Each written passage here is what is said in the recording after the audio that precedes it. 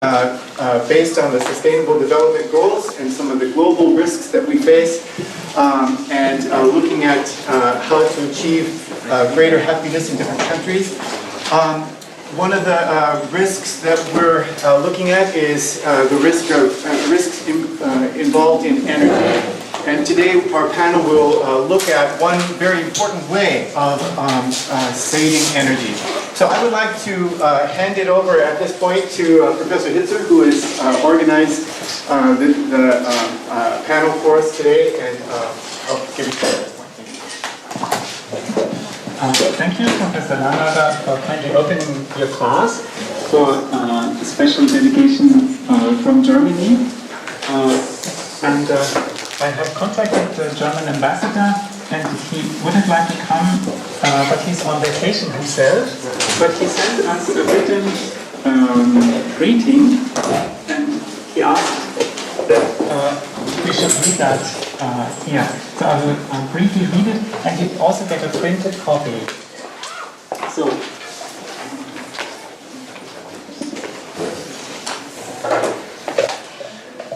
dear Dr. Langager, dear Dr. Hitzer, dear panelists,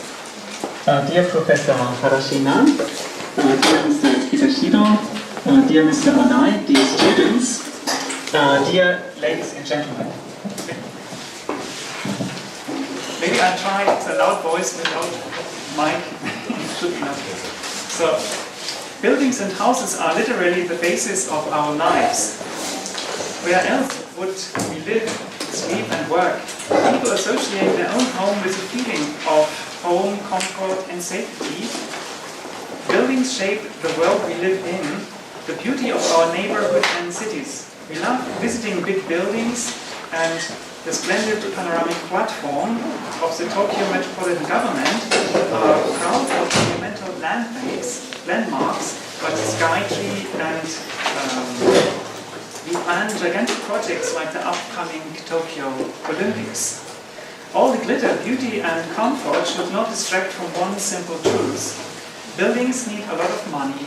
and energy. We often talk about how expensive it is to build something, but what about the costs during the decades-long lifespan? Some might think the most important thing is to save costs at the time of construction, but this calculation can turn out to be more costly in the end. Energy efficiency in buildings might be considered as a topic for companies, big investors, and people with high income. This is not true. It is a topic for everybody. In fact, it is at least as important for people with lower incomes. They benefit even more because they have to pay lower energy costs in addition to their rent. For the German energy transition, or Energiewende, as we call it, energy efficiency is an important pillar next to the renewable energy. The energy not used at all is the cheapest. But renewable energies also play an important role in increasing the energy efficiency and environmental sustainability of buildings. A lot of money can be saved and greenhouse gas emissions avoided if houses are generating either their own energy or rely on renewable energy supply. The German federal government has, in cooperation with the private and financial sector, created a toolbox for each and everybody to take responsibility and action. The tools are called consulting, promoting, demanding, and researching. Citizens can benefit from programs provided by cities, banks, industry associations, and organizations providing support in order to design your most comfortable but also green house. We love to do this at home in our Heimat, as Germans call it, but it is of course a universal concept. We are more than eager to share our insights, so we are pleased to see German representatives from this sector at ICU too. Let me conclude by wishing you a fruitful exchange and discussion. Thank you very much for your attention.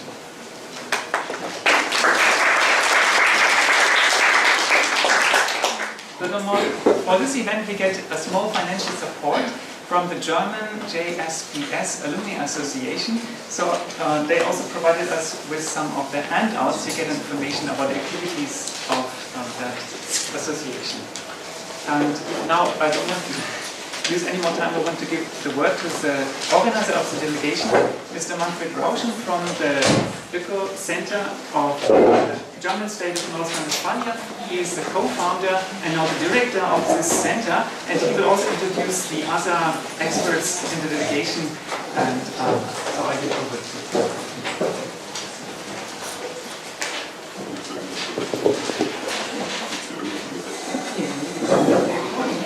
皆さんこんにちは。私はドイツのエコセンター NRW の代表取締役の Rauschen と申します。よろしくお願いします。So I'm Manfred Rauschen. I'm managing director of Eco Center.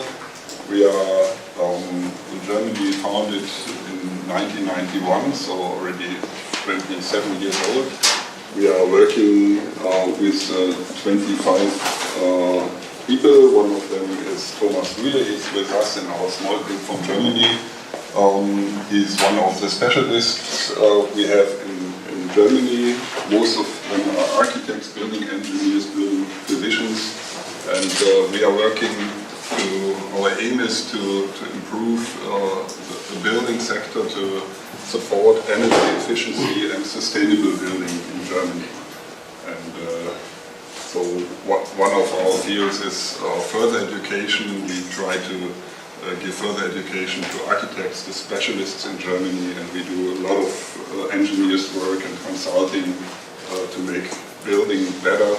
in the case of new buildings, and in Germany it's a big topic, the refurbishment of buildings to make old buildings energy efficient again. We are 4 people from Germany today, so I will just say a few words of greetings, and I just want to express that I'm very happy that we are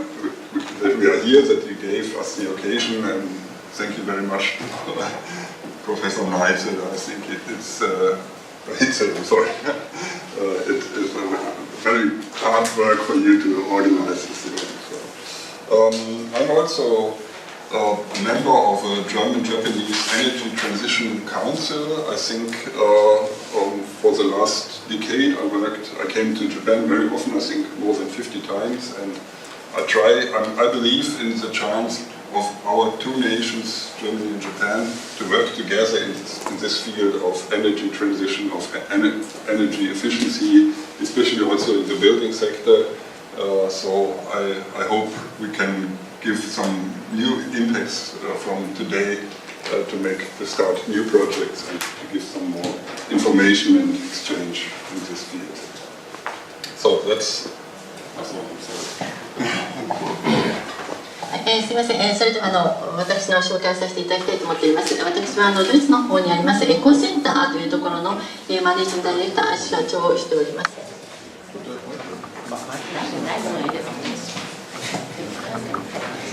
エコセンターでございますけれども、これは一つの会社になっております。1991年に作られましたので、もう27年設立してから時間が経っております。私どものスタッフですが25人おります。そのうちの1人がこちらにおりますトーマス・リューレでございます。トーマス・リューレも建築におきましての専門家でございます。私どもの会社でございますけれども、例えば建築家、そしてまたエンジニアが多数働いております。どういった会社なのかと申しますと、建物のですね、こういった改善をしようということで、具体的に何かというとエネルギーの効率を良くしたり、そしてまた持続可能な住宅に、そしてまた建築物にしていくためにさまざまな教育トレーニングを建築家、エンジニアの方にオファーをしたり、それからまたコンサルタントなどを行っております。今、ドイツにおきましてはエネルギーの効率を上げるということで、いろいろな形でたくさんのプロジェクトが行われています。私たちもそれをサポートしていきたく、既存の建物をいかにしてエネルギー効率を良くしていくのかということで、日夜努力をしています。この目的で今回日本の方に4人のメンバーを組んでデレゲーションをやってきました。今日この場にいることができたに嬉しく思っています。実は教授には、この機会を与えていただきまして、そしてまた大変なご尽力いただき、準備をしていただいたことに感謝を申し上げたいと思います。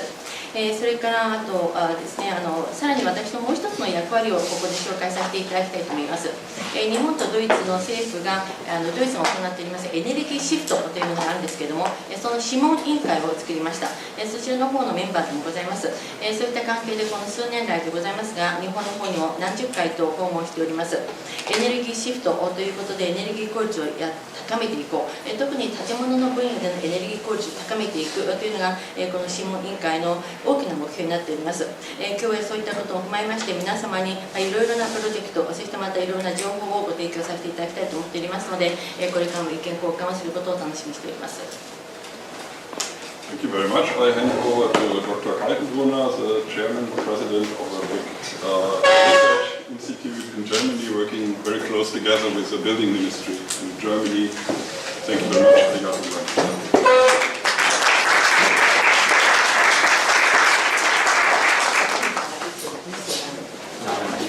それでは私、次のスピーカーの方にバトンタッチしたいと思っております。次のスピーカーでございますのはドイツの連邦建築都市空間研究所の理事長でございます、ドクター・ローベルト・カルテンブルナーです。この研究所でございますが、ドイツの建築所とよく協力関係を行っております。Thank you very much. I represent the Federal Institute for Research on Building, Urban Affairs and Spatial Development, seated in Berlin and in Bonn, the former capital. I'm the Deputy Director of this institution, and originally I'm head of the Department of Housing and Building. Since 2013, so since 5 years, we have a cooperation agreement on the national level between the German Federal Ministry for Building and the Japanese Ministry for Land, Infrastructure, Transportation and Tourism. And we intend now a cooperation between our institution, the Federal Institute, and the Building Research Institute located here. And this is our... それでは私、それで簡単に自己紹介をさせていただきたいと思っています。ドイツ連邦建築都市空間研究所の理事長でございます、カルテンブルナーでございます。で私のここで理事長をしておりまして、私どもの所在地でございますけれども、インベルディングポン。ベルリンとボンに所在をしております。で2013年からつまり5年ほど前にでございますが、日本とドイツの政府の間のレベルで協力関係をするということで合意書が交わされました。それはドイツの建築省とそれから日本の国土交通省ですね、この間で協力をするということになりました。それに基づきまして、私どもの研究所と日本にあります日本国立研究法人建築研究所との協力関係というのが進められております。This is our first visit to Tokyo and to Japan this week, and we hope that the Building Research Institute soon also visit us in Germany. で今回私ども日本を初めて訪問させていただきました。私どものカウンターパートでございます国立研究法人建築研究所の方々にもぜひともドイツの方にも訪問していただきたいと思っております。And the intention of our visit is to have a closer contact to the BRI, the Building Research Institute, and to find possibly a demonstration project or object for energy efficiency in buildings, which means especially for the energetic refurbishment in the sense to improve the energetic performance of an existing building. 私ども今回は日本を訪問いたしました目的でございますけれども、先ほど言いましたカウンターパートであります国立建築研究所との協力関係をさらに推進していきたいということ、そして一緒になりましていくつかの実証プロジェクトを推進していきたいということ、それからまた建物関係におきましてのエネルギー効率を一緒になって改善をしていきたいということ、それからまたエネルギー回収というものがあるんですけれども、つまり建物のエネルギーパフォーマンス、性能ですね、こういったものを良くしていこうと思っております。So I'd like to give the word to my colleague, Dr. Olaf Boettcher, who will introduce the topic how we handle it in German. はい、それでは私のスタッフでございますドクター・ベッチャーにバトンタッチしたいと思います。それでは具体的に今どういったことがドイツで行われているのか活動をご紹介します。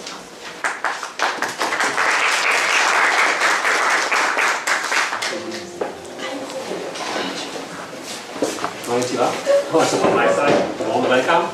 Now we are coming from the greeting words to the more presentation part. The title of the presentation, of my presentation, is Climate Protection in the Building Sector. Strategy to improve energy efficiency in the German building sector and the leading role of public buildings. はい、それでは、私の方からプレゼンテーションを始めたいと思っております。私のプレゼンテーションのタイトルでございますが、建物の分野におきましての気候変動の保全をしていくということ、つまり具体的に申しますと、ドイツの建物分野においてのエネルギー効率を改善していくためのストラテジー、戦略は何なのか、それからまた公共の建物がそこで果たす役割は何なのかということについてお話ししたいと思います。My name is Olaf Boettcher. I work in the Federal Institute for Research on Building, Urban Affairs and Spatial Development as the head of the division Energy Optimized Building. And by order of the German Federal Ministry for Building, I have the position as a Commissioner for Energy in Federal Buildings. Federal Building means buildings which are owned and used by the government, by the German Federal Government. 私はですね、所属ですけれども、ドイツ人工建築都市空間研究所で働いております。それだけではなく、私はですね、ドイツの建築省の方からコミッショナーとして任命を受けております。でそこでの役割ですけれども、ドイツの連邦政府が作ります公共の建物があるんですけれども、そちらの方のエネルギー改善をしていくということ、あるいはエネルギーの効率を高めていく公共の建物を建てるという、それを評価する、チェックするという役割です。In that position, I am involved in the improvement of the energy performance of the buildings of the federal government, either new buildings or refurbished buildings or existing buildings. そこにおきましてはエネルギーの性能を建物においてやっていかなければいけない、つまり公共の建物ですね、既存の建物であり、それからこれから政府が作ろうとする新築の建物、両方においてのエネルギー改善をしていくのが私の役割です。I would like to start the presentation with the first slide about the building sector in Germany, to give you some information about the number of residential buildings, the number of non-residential buildings, and so on. それでは1枚目のスライドを見てください。これはドイツの今の建物分野の状況でございます。どれだけ住宅の建物があるのか、それから非住宅ですね、住宅でなく一般の建物、他の建物の数がどのくらいあるのか、そういうものを示しています。The blue columns in the diagram are showing the number of residential buildings. ブルーですけども、これは住宅の数です。In some we do have approximately 19 million residential buildings and 2 million, with an estimation 2 million non-residential buildings. ざっくり言いますと、大体ですね、戸建ての住宅が1900万戸あり、それからあと非住宅ですけども200万の建物があります。In the field of residential buildings, we do have approximately 41 million of building units, so single units, and these units have approximately 3.7 billion square meters of living space, what means that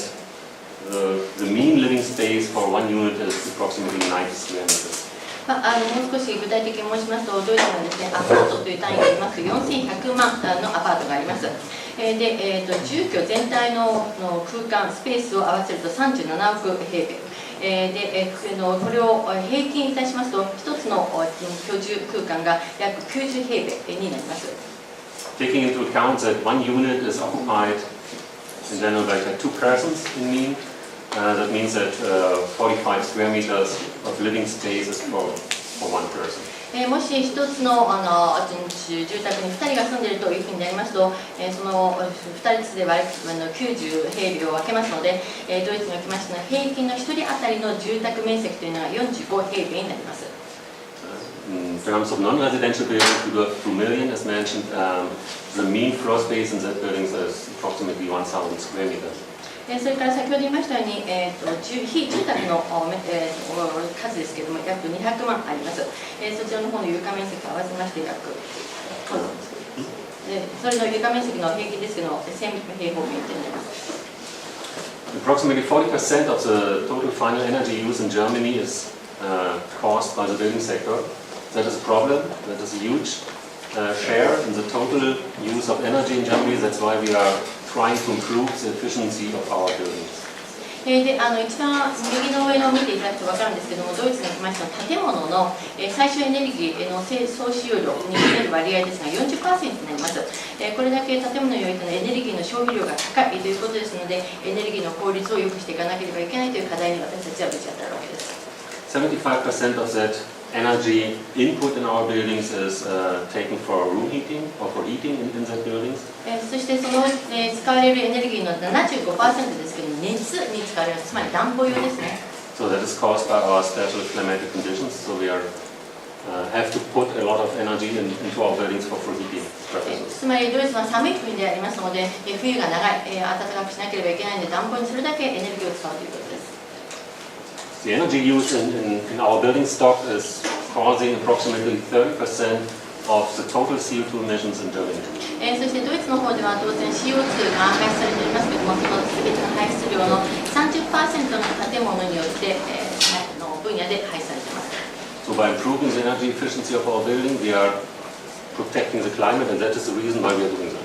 つまりエネルギーの効率を良くしようとすると気候保全にも貢献することができるというところでここに注力をしていかなければいけないということです。If you look once again to the energy use in the buildings, approximately 66% of that energy use is caused by residential buildings and 33% is caused by the non-residential buildings. 最小エネルギーの使用量をもう少し具体的に言いますと、住宅分野ではその 66%、そして非住宅の分野で 33% になります。Then an important fact you have to keep it in mind, more than 66% of all buildings were erected before 1977, and in 1977 the first thermal insulation ordinance came into effect. ドイツには1977年にでございますが、一番初めに断熱政令というものが発行いたしました。その発行される前、つまり1977年前に作られた建物がたくさんあります。全建物、すべての建物 66% がなんと1977年前に作られたということで大変古い建物になっています。So it was our first ordinance which had the objective to limit the energy use in buildings. そういったことでこの1977年に断熱政令ができましたが、そちらの方の一番の最優先課題というのは建物の分野におけるエネルギー消費量をいかにして減らしていくのかということで、断熱を良くしようということでこの政令ができました。The refurbishment rate, so the energetic refurbishment rate of our existing building is, an estimation is approximately 1% per year. それからとエネルギー回収ですけれども、今あります既存建物ですねのエネルギーの消費量を減らそうというそういったエネルギー回収の率ですが、年間約 1% にしか満たしません。But we have to increase that rate if we want to achieve our political aims. しかしドイツにおきましては政治的にこれから気候保全にももっと貢献していこうという目標を持っておりますので、そういった目標を達成していくためにはエネルギー回収率をもっともっと上げていかなければいけないという必要性があります。The main objectives in the building sector in Germany are shown on that slide. We want to have until 2050 a climate neutral building stock. それではどうやって目標を達成していくのかということがこちらの方のスライドに示されています。まず一つの施策といたしましては、2050年までにですね、ドイツの建物すべて気候ニュートラルなものにしていくと、クライメットニュートラルなビルディングにしていくということです。That means we want to achieve a reduction of the primary energy demand and annual demand by minimum 80%. これは具体的に何かというとですね、1年エネルギーの需要、つまり消費量ですね、これを 80% 削減するということです。That is a very ambitious objective. 大変野心的な目標になっております。we have to do a lot to achieve that. これを目標を達成するためにたくさんのことをやらなければいけません。 So that means that all the buildings we have in Germany have to be refurbished in that time, and they have to be refurbished to a certain level of energy use. つまり今ありますドイツも既存の建物ですけど、2050年までにどういった形でかエネルギーの回収をしていかなければいけないということになります。そしてある一定のレベルを達しなければいけないということ。We do have a renovation circle in Germany, as mentioned once percent. So every 50 to 80 years we are renovating our buildings. So all buildings we are renovating now, we don't act on inside buildings until 2050 again. ドイツにおきましてはですね、その改修というものは50年とか80年に1回ずつぐらいしか行われていきませんので、今やっていきますとこれから数十年間は何も行わないということなので、今ですからエネルギー回収するのであればしっかりとエネルギー回収していかなきゃ目標を達成することはできません。In terms of reduction of CO2 emissions, there's a milestone. Until 2030, we want to achieve an emission from our buildings by approximately 72 million tons. That means minus 137 million tons CO2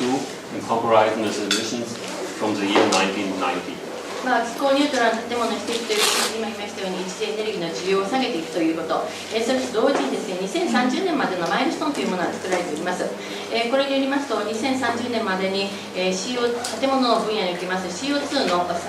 排出量ですね、これを7200万トンまでに削減をするということになります。1990年比で考えますと、1億3700万トンの CO2 を削減しなければいけないことになります。That was an objective for the building stock. For existing buildings, for new buildings, they have to fulfill the nearly zero energy standard. Nearly zero energy standard means that the use of energy in the building and the generation of energy in the location of the building by using renewable energies is quite the same per year. So you have an energy demand for heating and to operate all the facilities in the building. And then you have other devices, for instance PV systems on the roof, and they are generating energy. And if you balance it over a year, you want to achieve a balanced system between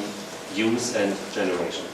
それが1つ目に私たちが考えております施策ですね。2つ目の施策としては、今度は新築分野におきまして、ゼロエネルギー基準というものをですね、作っております。新築におきましては、このゼロエネルギー基準を満たしていかなければいけません。それではゼロエネルギー基準というのは何なのかということなんですけども、一つの建物があります。その建物の中で使用するエネルギーの量というのがあるんですけども、このエネルギー量を自分のその建物の中で例えば屋根にですね、太陽パネルなどを設置して、そしてそのエネルギーを作るということによって、エネルギー消費をプラスマイナスゼロにしていくということになります。So public buildings have to fulfill that objective from 2019, so next year.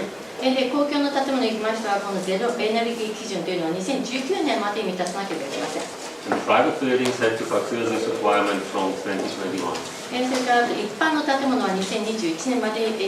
満たさなければいけない。2021年からはそういったゼロエネルギーの建物にならなければいけないということです。And another thing I want to point out is that public buildings have to fulfill a leading role in that field, especially in terms of energy efficiency. それからあとドイツの政府が掲げております3つ目の目標でありますけれども、公共の建物の役割ですね。とにかくエネルギーの効率の良い建物を作れ作れというのではなく、政府が作る自分の公共の建物が模範的な役割を担うということです。So what instruments in the building sector do we have? それではこういった目標を達成するためにどういった手段を今講じているのか。It was already mentioned in the greeting words by the ambassador. We are working with the three pillars of stipulation, promotion, and information. Stipulation means that we are setting a minimum standard of energy efficiency by laws and ordinances. それでは先ほど大使の方のご挨拶もありましたけれども、ドイツにおきましてはさまざまな規定を作るということ、それから助成という対策、プロモーションという対策ですね、を取っております。で、規定におきましてはエネルギーの効率の最低基準も法律やそれから政令などを用いて設けております。And in that laws and ordinances, we are taking into account aspects of the specific economic conditions, the specific climatic conditions, and the specific cultural conditions, and so on. 当然こういった法律、それからまた政令を作るに際しまして、そのドイツのその時々の経済状況、それから気候変動状況、そして文化というものを考慮しなければいけないというのは当たり前のことですが、こういったものを考慮しながら法を制定しています。That's why we are a little bit limited in formulating the minimum standard. So it's only a minimum standard. It's not the energy efficiency which one could achieve. It's only a minimum standard. そういった意味で法律を作っていくときもある一定の限定、その限りがございますので、さまざまな周りの環境を考えて、そして法律を作っていきます。ですからそういった法律というのは最低基準になります。ですからこの最低のギリギリのところは必ずは達成しなければいけないということです。それ以上の、スタンダードの基準の良いもっと良いエネルギー効率の良い建物を作るということは当然自由です。But that minimum standard is not enough to achieve our ambitious goals, and that's why we are using the second instrument, the promotion. ただですね、法律によって最低基準を作ったとしても、それだけではなかなかドイツの政府が掲げます野心的な目標を達成することができません。そのためにもう一つの私たちの法としては柱がございます。それが女性プロモーションというものです。So we are promoting energy efficiency standards which are more ambitious than the minimum standard by financial and fiscal measures. その財政のサポートをやりまして、最低基準以上の建物がなるべく作られるようにということで誘導をしております。Subsidies, loans, payback bonuses, and so on. そういった具体的に申しますと、例えば補助金を提出したりとか出したりとか、それからあと銀行の貸付ですね、ローン金利を安くしたりとか、あるいはまた貸付金の一部を免除したりとか、そういった対策です。And the third part or the third pillar of our general policy is information. In the field of buildings, we have to inform, on the one hand, we have to inform the building users, the building owners, and on the other hand, we have to inform the planners and manufacturers how to achieve better standards. それからまた3つ目の柱といたしました情報提供ということですね。広報活動というのを行っているということです。で、広報活動も2つの分野に大きく分けることができると思います。一つは建物のオーナーさんでありますとか賃貸の方々を対象とした情報提供。それからもう一つの情報提供はプランナーでありますと建築家の方、専門家、そしてまたさまざまな建築部材を作るメーカーの方々向けの情報提供です。In the field of stipulation, we have to take into account different several boundary conditions, as mentioned here. こちらの方のスライドですけども、先ほど言いましたように、ドイツの方では手段がありまして、そのうちの一つが法律を作るということです。その時にはやはりこういった枠組み条件というものを考えていかなければいけません。I would like to start with the international and European requirements. I have to mention the decision from the COP21 process. The last meeting was in Paris, and we have to take into account the requirements from EU level coming from the Energy Performance of Buildings Directive or the Energy Efficiency Directive. まず、左下の方の国際およびヨーロッパの要件から始めたいと思います。前回パリで開催されました COP21、こちらで決められた要件というのを考慮しなければいけない。あるいはまたドイツというのは EU の中に入っていますので EU の指令が決めます建物に関するさまざまな要件、それからまたEU が決めるエネルギー効率に関する要件、これを満たしながらドイツの政策を作っていかなければいけません。And then, of course, we have to take into account the national boundary conditions, for example, the German climate, or the German economy, the energy prices, the prices for the manufacturers. Then also aspects coming from the building culture, so we don't want to put all the insulation on the walls, and we are losing the building culture in our buildings. That we have to take into account, and also the behavior of the users of the building.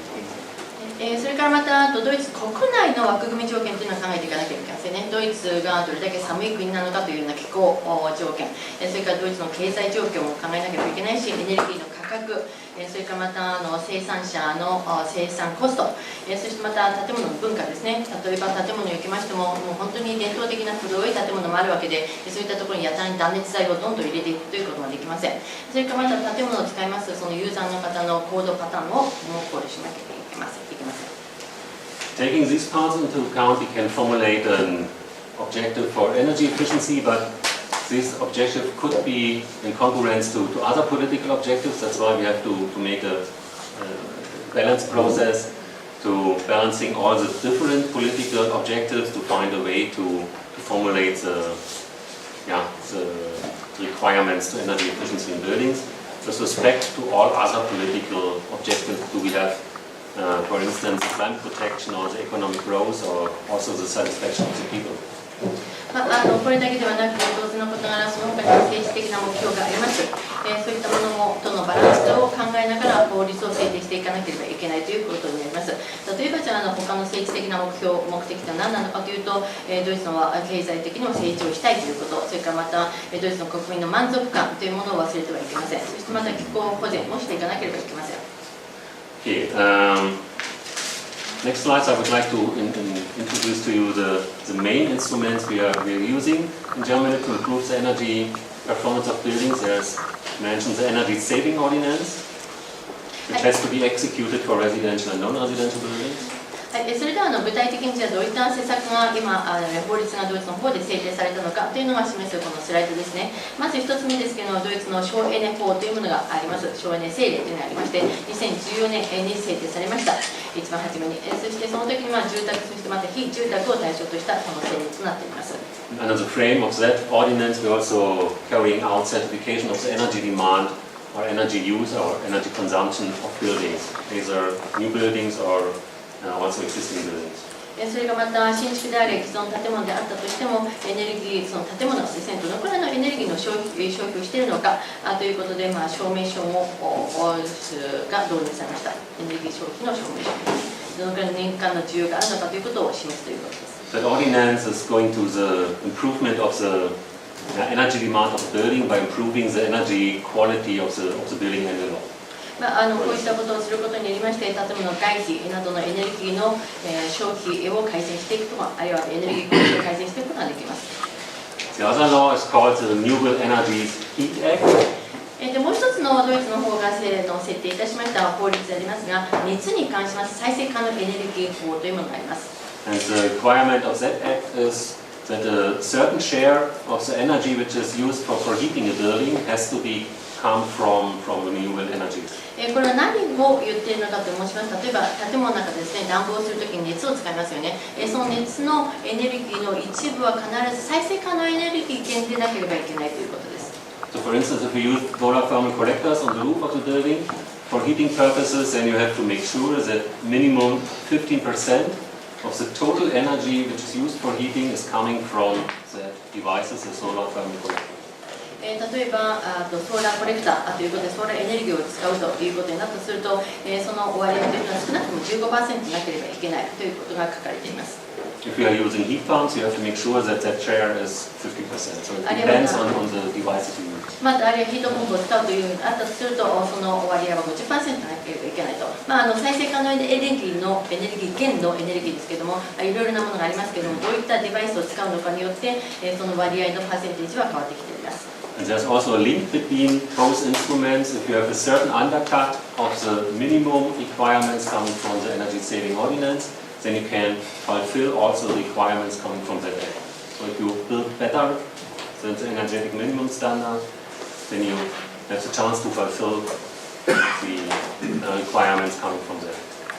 renewable energy system. 先ほど言いました省エネ政令の要件をある程度ですね、満たしている場合には、この再生可能エネルギーの熱の法律の要件を満たされるということになっています。That is shown here the development of the energy demand for room heating. それではこちらの方のスライドでありますけれども、エネルギー需要に対する要求がどれだけ強化されてきたのかということを示しております。Starting with our first thermal insulation ordinance. Meanwhile, we have the energy saving ordinance. It is updated from time to time, and the certain level or the level we have actually means 38 to 40 kWh per square meter. ドイツはいろいろな法律をこれまでに制定してきまして、そして建物におけるエネルギー需要を減らす努力をしてきました。例えば1977年ですけども、第1次断熱政令が導入されました。そしてまた2002年ですけども、第1次省エネ政令も導入されております。現在、2016年で見ていただきますと、暖房用のエネルギーの消費量ですが、38キロワ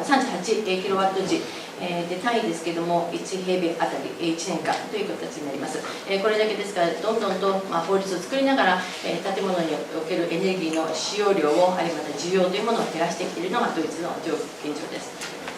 Yeah, at the moment we are in strong discussions how to improve that standard too. To achieve the nearly zero energy standard, what is needed regarding to the energy demand for room heating. There are a lot of discussions, and the standard at the moment, what does it mean in Germany, nearly zero energy standard, is not fit.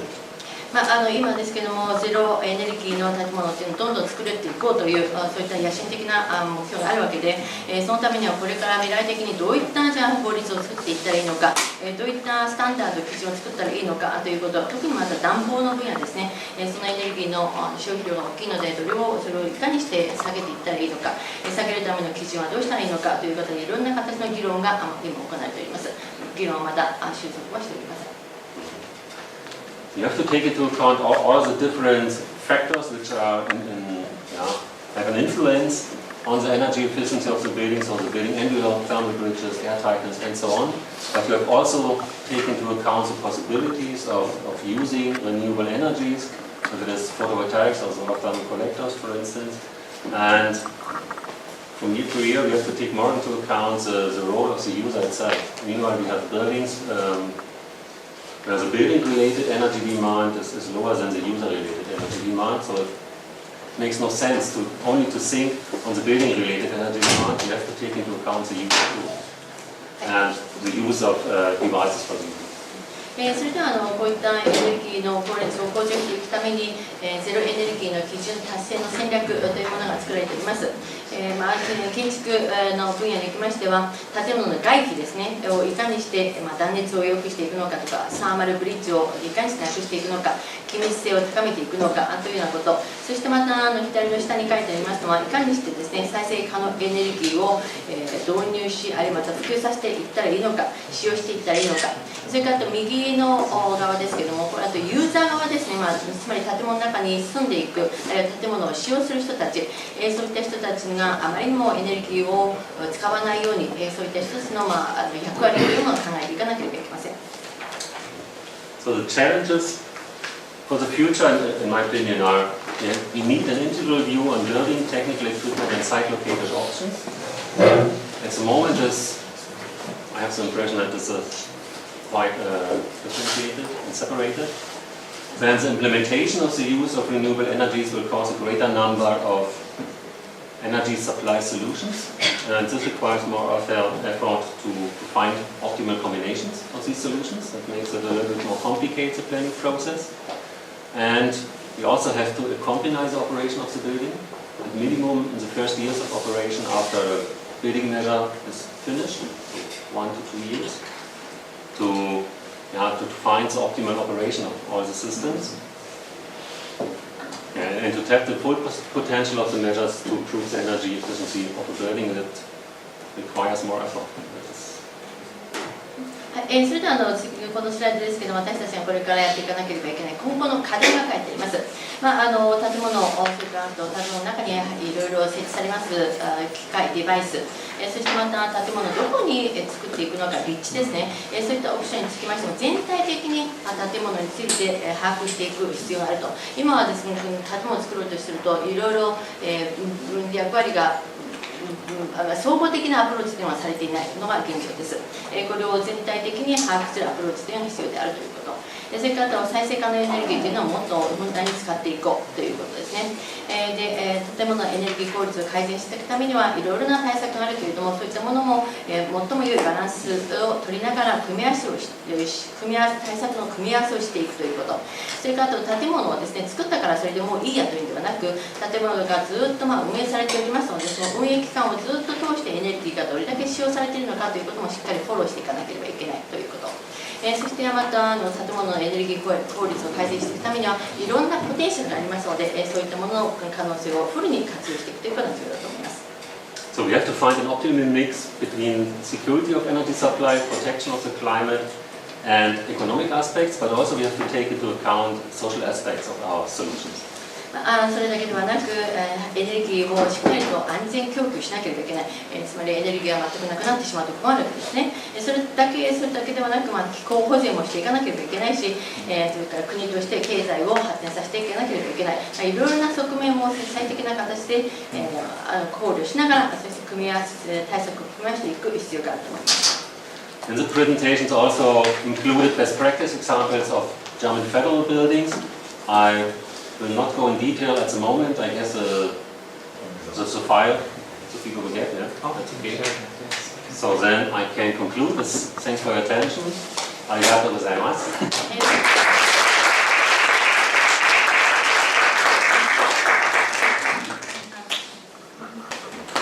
最後のスライドでしたけども、ドイツの政府が作ります公共の建物ですね。これが今リーディング、本当に精神的な目標を満たした建物がどんどん政府の建物として作られています。ですからドイツの政府といたしましては簡単に法律を作ってそれで終わりというのではなく、ドイツの政府が作る建物自体がモデル的な役割を担うようにということで。So the last presentation today is coming from Mr. Rühle from the Eco Center. それでは最後のプレゼンテーションになりますけれども、最後のプレゼンテーションはエコセンターのトーマス・リューレの方からお伝えをいたします。Yes, thank you very much. My name is Thomas Rühle from the Eco Center, and the last sentence of Dr. Boettcher includes the social aspects, and this is one of the aspects I want to talk in my presentation. It's about building materials and the impact on indoor air quality in the building of the future we are going to plan and build. はい、それでは私のプレゼンテーションを始めたいと思います。私のプレゼンテーションの前にボッチャ氏が最後のですね、やはり建物を作る、それからまた法律を作るときには、文化的な、それから社会的な側面も考慮しなければいけない、ということを言いました。でそれに関連するのが私のまさにプレゼンテーションになります。で私のプレゼンテーションのタイトルが建物とそれから室内の空気の質についてということです。I would like to talk about an aspect of the neglected and sustainable buildings and building construction, the building materials and their impact on the indoor air quality, and how we can ensure that products we want to use do not harm the construction workers, the inhabitants, or the user of the buildings.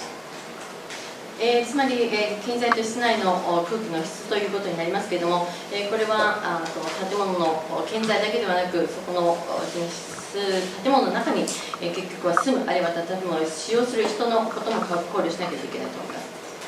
Nor should the building materials during later dismantling lead to problems in recycling or disposal.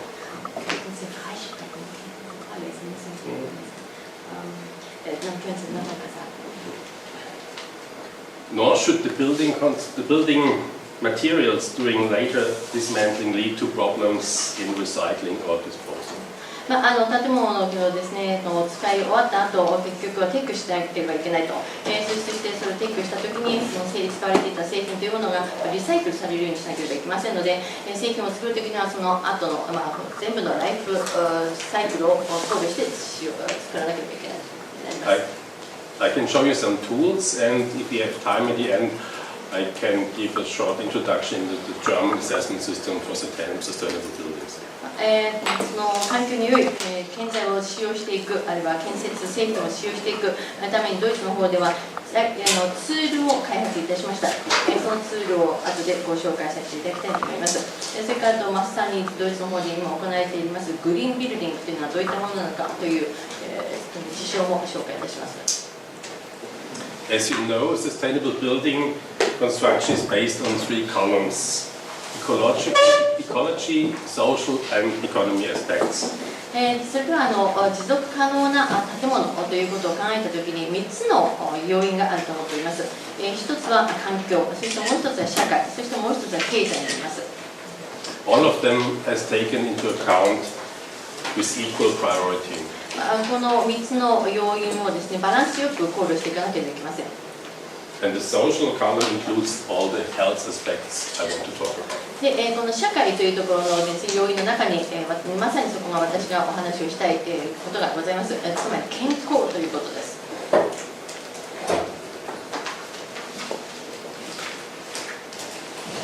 So for the building of the futures, we have also to have an eye on the ecological objectives and the health objectives. これからの建物を作っていくときには、この2つに書いてあります、スライドに書いてありますように2点をしっかりと考慮しながら進むこの建物を作っていかなければいけない。つまり1つは何かと言いますと、エコロジーの側面、それからあともう1つは健康という側面になります。And we want to use building materials with low environmental impact in preparation while processing and during dismantling or disposal. まず1つ目の環境という側面を見てみたいと思います。これは何を意味しているかと言いますと、建物の建材ですね、を当然使って建物を作るわけですけども、その建材自身が環境になるべく環境に与えるインパクトが少ないものにするということです。つまりこれは建物の作る準備をするとき、それから建材を作る準備をするときにも、そしてまた建材を実際に作っているとき、そしてまたそれが作られた後廃棄をするとき、すべてのスパンで考えていかなければいけません。And the health objectives are not only to minimize the pollution by the materials, also we have to avoid the odors of the materials we use. それからあと健康という側面、これを忘れてはいけませんね。つまり建物の中に使います建材というものの汚染をなるべくしてはいけませんし、それから異臭などを発してはいけないと、そういったことを考慮しながらどんな建材を使っていくのかということをですね、初めからしっかりと計画しなければいけないということです。On this slide we can see how diverse the health criteria is. それでは健康と言いましてもいろんな基準があるというのがこのスライドから分かると思います。It's not only affected by the materials and the products we use. これは建材、そしてまた建物の中に使用いたします建設関係の製品が与えます健康の要因です。All the other aspects also have an impact on our health and well-being, like light, ventilation, sound insulation, water, and so on. でそれ以外にですね、その建物の中の快適性や、それから表面温度、それから建物の水、そして電磁波、遮音性など、さまざまなものを考えて、そしてやっと健康ということを、住む人の健康を担保することができるわけです。Another aspect why the well-being of the employees is also an important thing shows this slide. でそれからもう一つ忘れてはいけないのは、建物といっても例えば会社の建物を考えてみてください。そういたしますと、ここでさらにまた考慮しなければいけない要因が明確になると思います。For an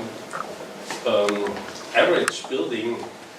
the costs are 90% for the staff, 19% for rental, 9% for rental, and 1% for energy.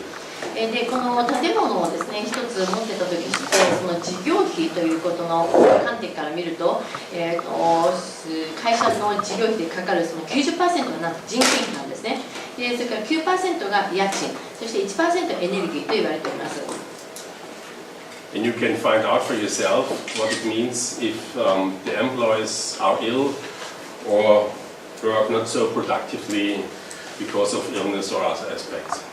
でそれだけ人件費というのが会社にとってすごく大きな割合を占めていることになります。で変なですね建材を使ったりとか、それから変な建設製品を使って、そしてそこで働きますスタッフの健康を害してしまったとしますよね。そうすると結局でもそのスタッフに給料を払わなければいけないということで、この人件費では 90%、これがそれだけ会社に跳ね返ってきてしまう。それだけですねスタッフの健康というのが重要だということを忘れてはいけないということです。And how is it possible to ensure health and comfort?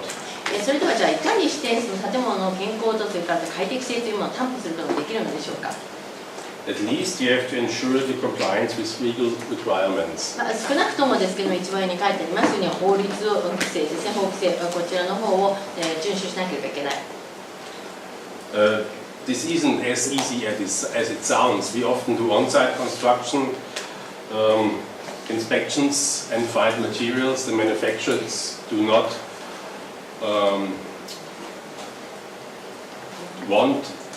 the materials they use in a way the manufacturers do not want, and so we have to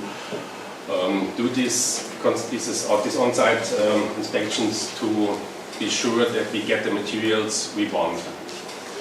これは理由は安してありまして、しっかりと本当に法規制が遵守されているかどうなのかというのは分からない場合があります。で製品が建材が正しく使用されていない、あるいは正しい建材が使用されていないというケースもありますので、そういった意味で現場でのですねインスペクション立ち入り検査というのは必要になります。And this means we have to work with materials without ingredients which we see here on the left. そういった現場でのですねチェックをされる前にですけども、建物を作るあるいはまたプランをする人たちといいまして重要なのは、その2行目以降に書いてあることですね。こういった害を与えるような建材を使用しないということが、あるいは計画それをプランニングしないということが重要になります。And from where do they come from, these ingredients? As you can see here, these are nearly all the building materials in a room like this were used where we have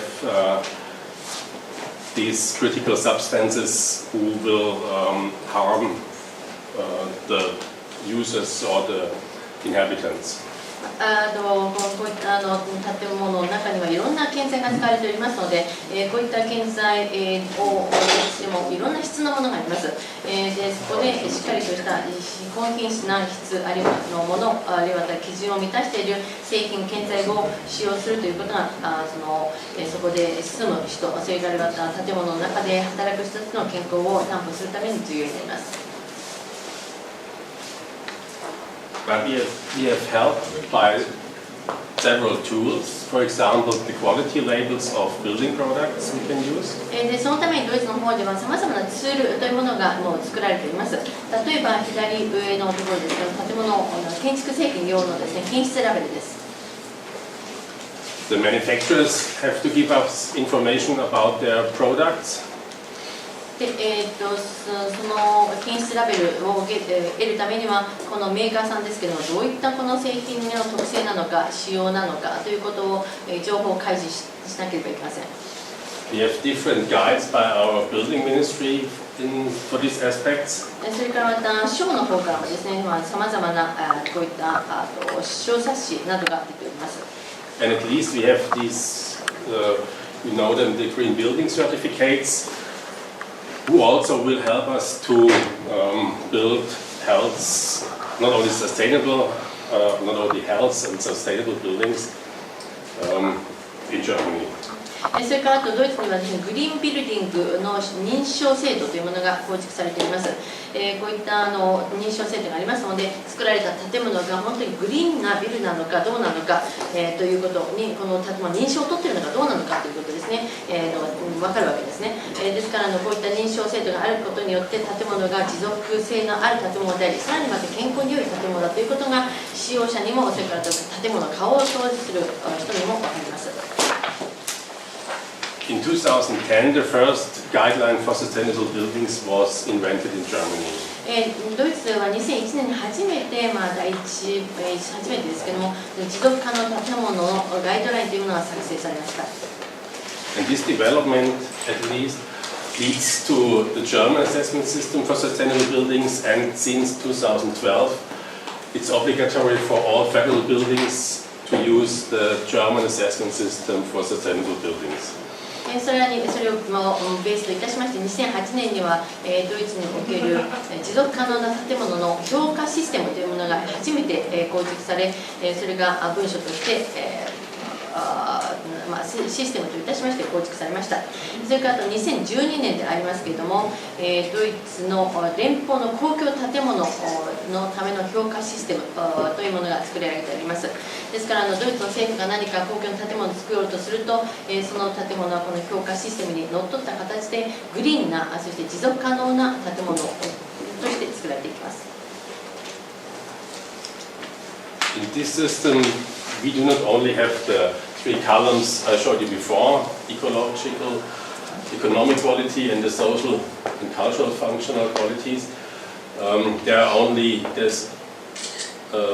also a technical quality which is measured, and the process quality. 建物をですね、ドイツの連邦政府が作ります公共の建物、これが持続可能な建物がどうなのかということを評価するシステムがここもう少し具体的にこのスライドに書かれています。評価といいましてもいろんな観点から評価いたしますとね、その観点が何なのかということですね。先ほど言いましたように環境、それから経済、そして社会文化、機能性というだけではなく、技術的な品質としてこの建物はちゃんとした品質の技術的な質を持って作られているのか、それからあと建物をプランニングするときのそのプロセスのクオリティはどうなのかということでですね、それぞれパーセンテージが分かれておりますけども、建物をこういった基準に基づいてアセス、評価するということ、そういったシステムが作られています。And in each of these fields, there are several criteria and indicators,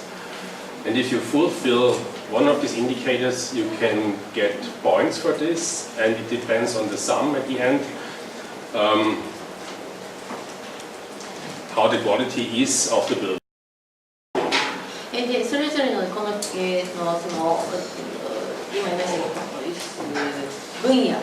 ですね、評価いたします。それぞれの項目、その一つの項目の中にもさまざまな基準とか、それからさまざまな指標があるんです。でその基準指標を例えば満たしたら何ポイントもらえますよっていう形なんですね。でそれで総合的にじゃあこの建物は何ポイントに全部なりましたと。そしてこのポイントがこれだけあるのだから、この建物はグリーンな、そして持続可能な建物だと最終的に評価できるという、そういった評価システムになります。So if you fulfill at least 80% of all the indicators and criteria, you get the gold label. で例えばですけれども、ポイントが全部で80点になったとしますね。でそうするとこれは1.5 という成績になりますので、そうするとそれ以上だとするとゴールド、金マークがもらえます。And for all federal buildings, you have to fulfill at least 50% to get the bronze level. そしてその下が銀、そしてその下が銅になりますので、とにかくドイツの公共の建物がこれから新築として作られるときには必ずや少なくとも50ポイントは達成しなければいけない。So it was a mistake. Silver is the Minimum is silver. The minimum standard for the federal buildings. すみません、ちょっと今修正でですね、65% は絶対ゲットしなければいけないそうです。公共の建物として。まだ、はい、世界65% 以上。Yeah, thank you very much. This is the end, and now we have time.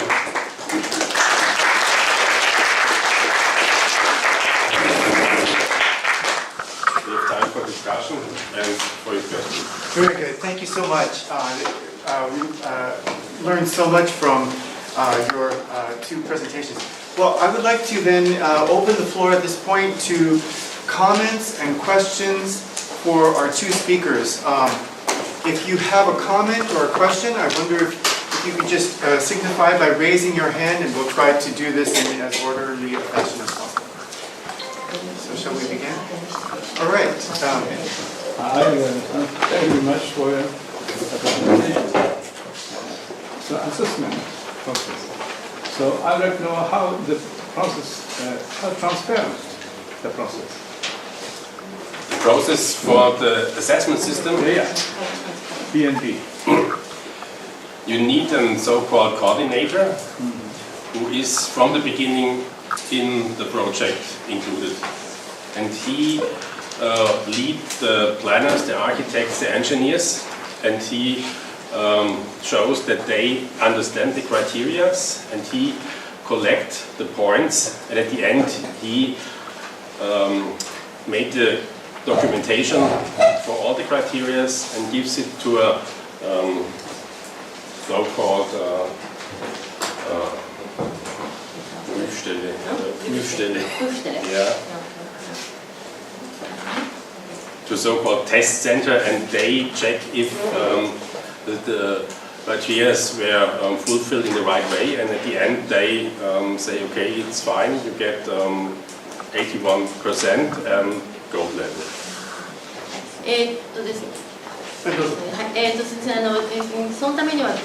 れだけトランスパレントなシステムになっているのかということなんですけども、コーディネーターという方が初めから必要になります。で、何か建物を作ろうとすると、そのプロジェクトの初めからコーディネーターの方と協力をしながら、そしてコーディネーターの方がプランナーとか、それからエンジニア、それから建築家の方々にですね、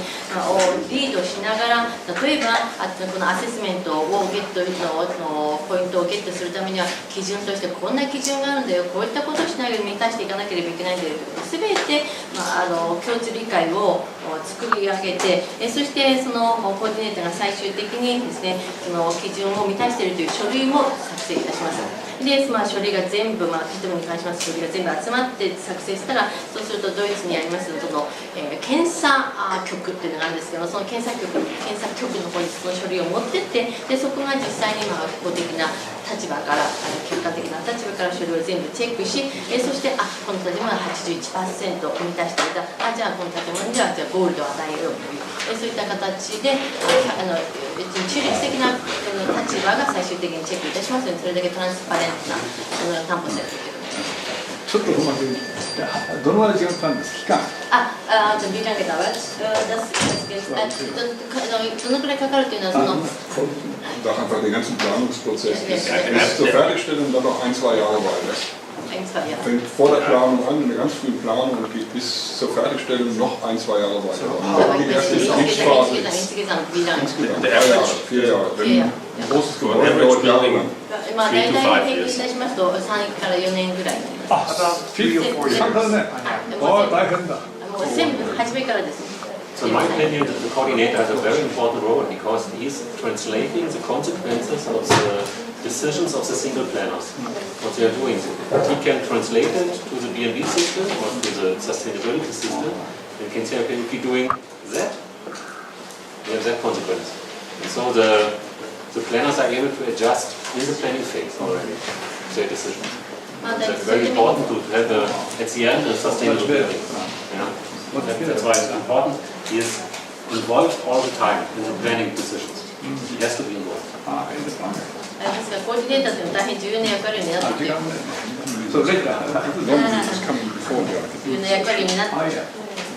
重要な役割になっているということになります。ですからそのプランナーとそれから建築家の方々とそれから一緒になってコーディネーターというのはコミュニケーションを取りながら話すわけで、コーディネーターの言うなれば法律をいかにして具体的に翻訳を通訳しながら専門家の方にその橋渡しをするのかということで、もしこういったものを使ってしまうと結果としてこんなことになってしまうよ、そうしたら結局はサステナブルな建物としての認証を取ることはできませんよということをいろいろ言いながらコミュニケーションを取ってやるので、そういった意味でそのコーディネーターというのは必要な役割になります。And Mr. Rauschen said the first 1 or 2 years of operation will also be monitored before the certificate will be issued. Let's go to the questions. I'm from India, and the Indian government has actually launched a proposal to develop 100 smart cities across India. And the whole idea is that they want to provide smart solutions with regard to energy management, waste management, water management, e-governance, and other services, and also urban mobility. So these are some of the areas that we are looking for, and they are looking for a lot of solutions from all over and some kind of consultation too, and they have allotted about close to $1.1 billion towards this particular proposal. But it's still in the initial phases. So what would be some of the takeaways that you would give for India, maybe with regard to energy management, or to any of these areas that we are looking for, the solutions that we are looking for? In the interest of time, we'll have to make this the last question before we From my point of view, I find very often that the politicals are giving some money to improve some things, but they do not accompany the success of the development. And so the Indian government should accompany that process to adjust the promotion of the things. And furthermore, you need a system with measurable goals. yeah, okay. And instruments, yes. So you can at the end see, okay, we have fulfilled the objectives or not, and this is what will help all the planners, architects, and the people who are included. Thank you so much, and we have a translation. ですね、つまりですから実際に目標法律的な目標を設定したとしても、それが満たされているのかどうなのかということをメジャラブル、要するに測定可能な手段というものを使って、そしてそれが満たされているのかどうなのかというのをチェックするということが非常に重要だと思います。Okay, so at this point it is 12:40, so I must adjourn class because class finishes at 12:40. So we'll adjourn at this point. However, if I do think that there is some mounting energy that hasn't been addressed. So if some would like to stay and confirm some more questions, then by all means do. Even that, we won't have that terribly much time to do so. But we'll adjourn class at this point, and please, sustainability class, please read up to page 43 of the Global Risks Report by Wednesday. We look forward to seeing you on Wednesday, and I'd like to thank our guests for coming today and giving this panel.